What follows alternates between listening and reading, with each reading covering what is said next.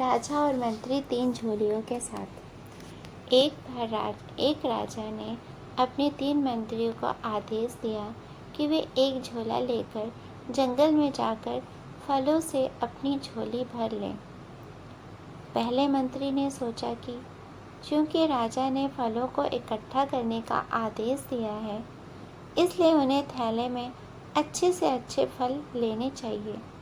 दूसरे मंत्री ने सोचा कि चूंकि राजा बहुत व्यस्त व्यक्ति हैं, इसलिए वह हो सकता है कि वह थैले में बहुत अच्छी तरह से ना देखें कि क्या एकत्र किया गया है, और इसलिए उसने जो कुछ भी हाथ लगाया उसे एकत्र कर लिया।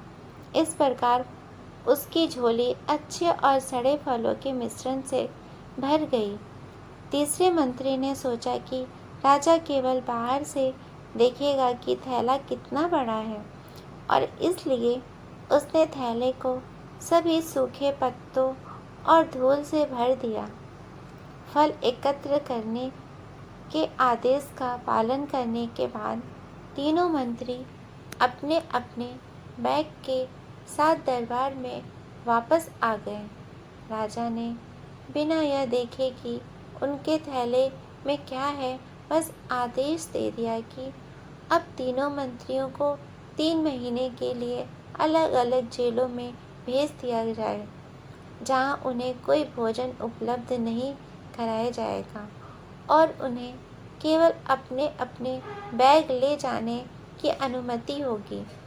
फल एकत्र किए पहले मंत्री ने जो बहुत अच्छे अच्छे फल इकट्ठे किए थे, उन्हें खाकर वह 3 महीने जेल में बिता सकता था।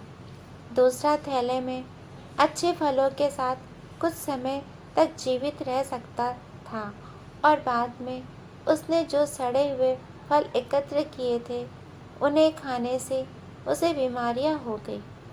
तीसरे मंत्री के पास खाने के लिए कुछ नहीं था, और इसलिए वह जीवित नहीं रह सका। उपरोक्त कहानी से हम समझते हैं कि हमें अपने ही कर्मों का फल भोगना पड़ता है। तुम अपने कर्मों के बाद अपनी प्रतिक्रिया स्वयं भुगतोगे। तुम जो भी एक कर्म करते हो, तुम्हें उसका फल भोगना ही पड़ता है। अच्छा और बुरा सब कुछ आपको यह प्रतिक्रिया रखनी होगी, इसके बारे में कोई संदेह नहीं है। आपको मेरी ये कहानी अच्छी लगी हो तो मेरे चैनल को लाइक, शेयर और सब्सक्राइब कीजिए। धन्यवाद।